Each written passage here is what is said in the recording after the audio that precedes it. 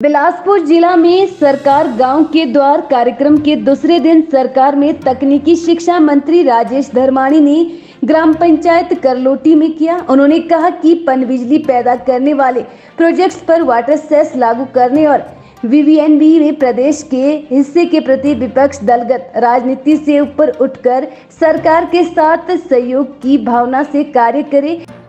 उन्होंने कहा कि विकास के लिए हमें प्रदेश के संसाधन बढ़ाने की आवश्यकता है, जिसके लिए विपक्ष समान रूप से केंद्र से सहायता प्राप्त करने में सहयोगात्मक रवैया अपनाए। उन्होंने कहा कि माकड़ा गाड़ियों की सड़क है। आप सब जानते हैं कि ये 2017 में स्वीकृत हुई थी और हमने इसको बार बार जो है उसमें बीच में मुद्दा उठाते रहे। इसको डिले हुआ, उसका कारण हुआ कि लगभग 2.25 करोड़ रुपए का जो पैसा था वो सरेंडर हुआ। आज हमारा जो पैसा जो उसमें डिपॉजिट में चला गया वो तो बच गया, बाकी जो है वो चला गया। आज इस काम को पूरा करने के लिए जो है हमें अतिरिक्त संसाधन जो है जुटाने पड़ेंगे। अभी जो हमारा 2.5 किलोमीटर के करीब की सड़क है, इसका सोलिंग बीरिंग का काम हो गया है, लेकिन पक्का करने का इसमें प्रावधान अभी नहीं था, तो उसके लिए अतिरिक्त पैसा जो है उसके लिए खर्च करना पड़ेगा। मैंने एक्शन साहब से कहा है कि इसमें टारिंग भी कर दी जाए, ताकि ऐसा ना हो कि सोलिंग बीरिंग कर दी और ट्रैक्टर जो है उसको भी उखाड़ देंगे। जब तक पैसा स्वीकृत होगा तब तक फिर वो बह के जो है खड्ड में चली जानी और फिर दोबारा से खर्चा होगा। तो उसके लिए हम लगभग 50 लाख रुपए जो है उसके लिए अतिरिक्त प्रावधान जो उसके लिए कर रहे हैं, ताकि 2.5 किलोमीटर की हमारी सड़क जो है वो पक्की हो जाए।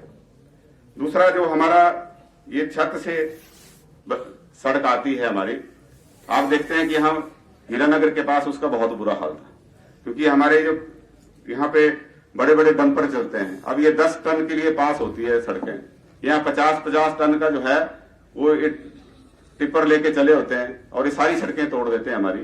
तो इसके ऊपर भी मैंने इनके डीएसपी साहब, आप भी इसको देखें जरा, है ना, क्योंकि जितनी हमारी बीरिंग कैपेसिटी है उस हिसाब से या तो इनके साथ कुछ ना कुछ ऐसा मैकेनिज्म बताएं। एक्शन ऑफ पीडब्ल्यूडी भी हमारे बीच में बैठे हैं कि उनको इनसे पैसा लें, है ना, क्योंकि ये क्रशर तो स्टैब्लिश हुए हैं, तो हम इनसे कुछ ना कुछ पैसा लें ताकि हमारी सड़कें ठीक रह सके।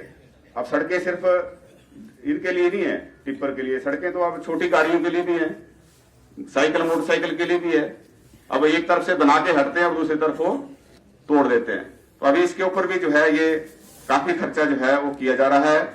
सिर्फ जो छत वाली हमारी चढ़ाई है इसी के ऊपर लगभग 2 करोड़ रुपए जो है खर्च कर रहे हैं, ताकि वो बार बार ना टूटे, इसको जो है वो स्ट्रेंथनिंग इसकी की जाए। और कुछ पोर्शन जो है हमारा ये हीरानगर और मछवान के बीच में है इसका।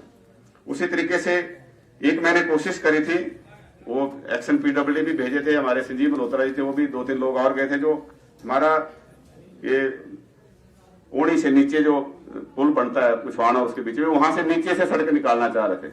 उन लोगों की डिमांड थी, लेकिन जब वहां गए तो फिर वो जमीन की सहमति नहीं बन पाई, उस वजह से सिरे नहीं चढ़ा। मैंने अलग से इसके लिए पैसे जो है वो माननीय मुख्यमंत्री जी से स्वीकृत कराए थे, तो वो जमीन ना सहमति बनने की वजह से फिर वो हमारा काम सिरे नहीं चढ़ सका। लेकिन जो दूसरी सड़क है हमारी सीनबैल से करलोटी को मिलाने के लिए हमारी ये कोशिश होगी कि उसको 31 मार्च तक जो है वो पूर्ण कर लिया जाए और लोगों को अच्छी सुविधा जो है उससे आने वाले समय में मिलेगी, ये मैं आपको बताना चाहता हूं। दूसरा, यहाँ पर जो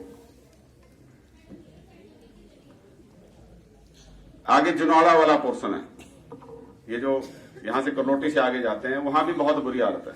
तो मैंने उसके लिए भी जो है अधिकारियों से कहा है और वहां पे टाइलें लगाई जाएंगी। इसका काम भी बहुत शीघ्र शुरू होने वाला है, टाइलें वगैरह जो है वो स्टैक करना शुरू हो गई है। तो 40 लाख रुपए जो है उसके ऊपर खर्च किया जाएगा, ताकि गाड़ियां जो है वहां जब नीचे चैम्बर लगते हैं तो कई गाड़ियों का नुकसान हो जाता है।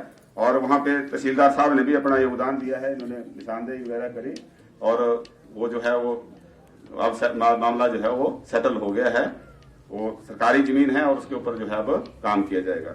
उसी तरीके से हमारा जो यहाँ शुक्र खट का है, इसके लिए जब हमारी पिछली बार सरकार थी, जब मैं चीफ पार्लियामेंट सेक्रेटरी होता था, तब हमने इसको बजट में इसका प्रावधान जो है वो किया और इसकी चैनलाइजेशन के लिए जो है 7 करोड़ रुपए जो है स्वीकृत हो गया है।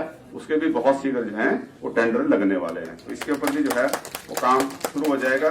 बाकी इसी तरीके से हमारी जो पीने के पानी की स्कीम चली है काम पे, उसका भी 31 मार्च तक जो है, जो सतलुज से आनी है 31 मार्च तक उसका भी काम पूरा हो जाएगा और उसके बनने से जो है वो लोगों को जो है वो सुविधा मिलेगी। और इसके अतिरिक्त भी हम कोशिश में हैं कि जहां जहां जमीन मिलेगी उस जमीन के अनुसार जो है, चाहे वो ITI बनाने की बात है, चाहे स्कूलों को अपग्रेड करने की बात है, अपग्रेड तो नहीं पर एक बड़ा स्कूल जो जैसे Rajiv Gandhi day boarding school है उस तरीके से बनाने की बात है। स्कूलों की भी हम क्लस्टर बना के जो है उनकी सुविधा दुरुस्त करने की जरूरत है। अभी जैसे बच्चे यहाँ पे बड़ा अच्छा इन्होंने प्रयास किया, बिना म्यूजिक टीचर के भी जो है वो अपना यहाँ राष्ट्रीय गीत गा रहे थे, लेकिन जहाँ म्यूजिक टीचर होता है वहाँ और बेटर होता है सिस्टम। तो हम ये कर रहे हैं कि क्लस्टर बना रहे हैं और एक क्लस्टर के अंदर 8-10 स्कूल जितने हैं वहां पे जो जैसे म्यूजिक टीचर है, म्यूजिक टीचर का डेली एक ही जगह पे इतना काम नहीं होता, तो उसको जो है रोटेशन में एक स्कूल में कुछ दिन रहे, उसके बाद दूसरे स्कूल को पकड़े, उसके बाद तीसरे स्कूल को पकड़े, इस तरीके से, ताकि हमारे जो संसाधन है उनको हम पूल करके जो है आगे बढ़ा सके। अभी हमने घुमारवीं में एक प्रयोग किया कि जो घुमारवीं गर्ल्स स्कूल है वहां पे 8-10 स्कूल इकट्ठे किए। जैसे घुमारवीं बॉयज स्कूल था उसको भी वहां बुलाया गया, और हमारे जैसे हाई स्कूल चुवाड़ी था, हाई स्कूल टिकरेड़ा, हाई स्कूल जो हमारा ये बाड़ी में झेड़वा था, ये सब वहां पे इकट्ठे किए, मिडिल स्कूल इकट्ठे किए गए। और जब बच्चों ने इकट्ठे मिलकर वहां अपने कार्यक्रम किए तो एक दूसरे से सीखने को उनको प्रेरणा मिली, और बाद में जब हमने बच्चों से बात करी उन बच्चों ने उसको बहुत अच्छा पाया। जो गांव का बच्चा अगर हम उसको गांव में रखेंगे, ये बोलने में बड़ा अच्छा लगता है कि जी जो हमारे गांव में कॉलेज बना दो, हमारे गांव में +2 बना दो, लेकिन आप बच्चों के साथ अन्याय कर रहे हैं। अगर हमारा बच्चा करलोटी का बच्चा करलोटी में ही रहेगा तो उसको बाहर की दुनिया का जानकारी नहीं मिलेगी।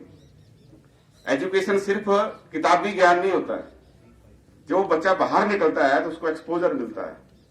हम खुद गांव में पैदा हुए, हम देखते हैं कि जब मैं कॉलेज से भी, हालांकि मैं अच्छे कॉलेज में पढ़ने का मुझे मौका मिला ईश्वर की कृपा से, लेकिन वहां पे अब बच्चों से तो हर तरह के बच्चे, जब हम वहां गए, अब मैं भी डिस्ट्रिक्ट का टॉपर होता था, लेकिन जब हमीरपुर गए तो वहां तो हमारे से बड़े है, तो वहां पे पता लगा कि हम भाई कहाँ स्टैंड करते हैं। लेकिन जो बच्चे अच्छे स्कूलों से पढ़े थे उनका लेवल कुछ और तरह का होता है। और आज हम देखते हैं कि मेरे को 26-27 साल हो गए कॉलेज छोड़े हुए, तो जो बच्चे अच्छी स्कूलिंग जिन बच्चों की हुई है।